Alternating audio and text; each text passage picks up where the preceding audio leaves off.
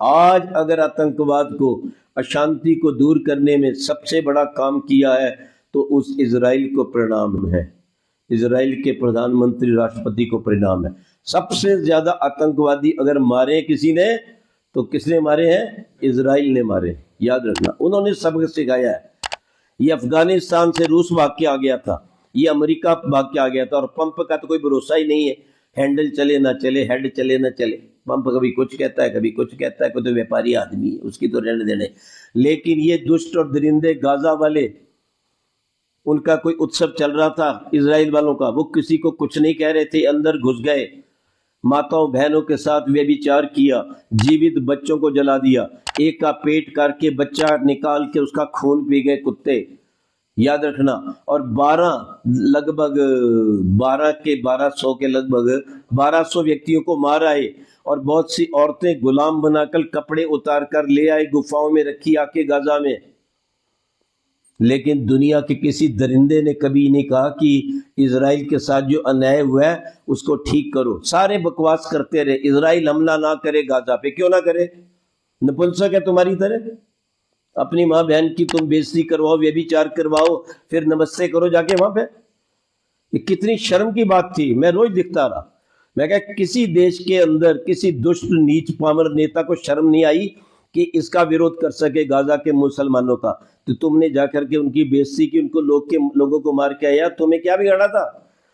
अब उसका परिणाम क्या निकला? ये 1200 मार के आया था, उसने क्या किया? 72,000 मुसलमानों को मारा घुस घुस कर, और पूरी गाजा पट्टी को कब्रिस्तान बना दिया, और आज भी लगा हुआ है।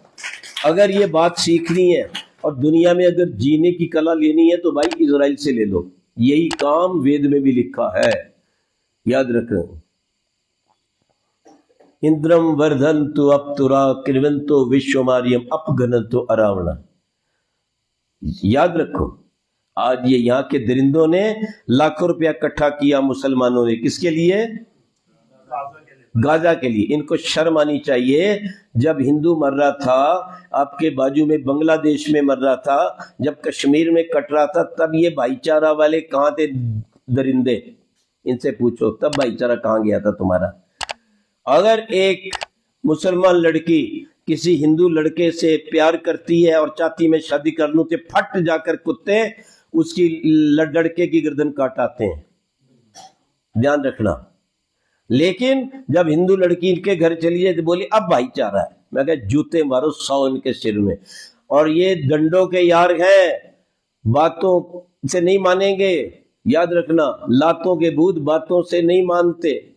दंडा शास्त्री प्रजा दंडा धर्मम विदुर्बुध।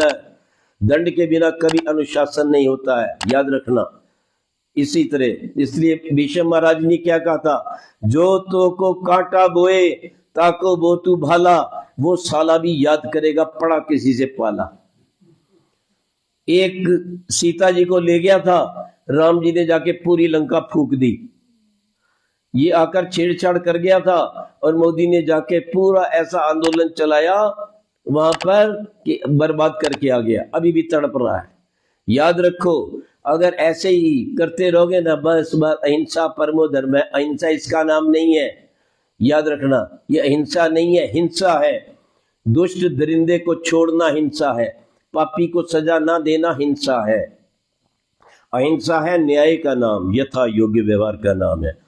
ये जो है ना यम नियम आसन में भी, उसमें भी यही अर्थ है उसका। शुरू में अहिंसा परमो धर्म है जो कहा गया, आप उस बात को समझो। इसलिए अगर जीना है तो भाई सनातन वेद धर्म के लिए जियो, जो हर दुनिया के व्यक्ति के लिए बराबर है, हर संसार के व्यक्ति के लिए उपयोगी है, और अब तक व्यवहारिक है। और नासा वाले तो अभी भी वेद से सारा विज्ञान निकाल रहे हैं।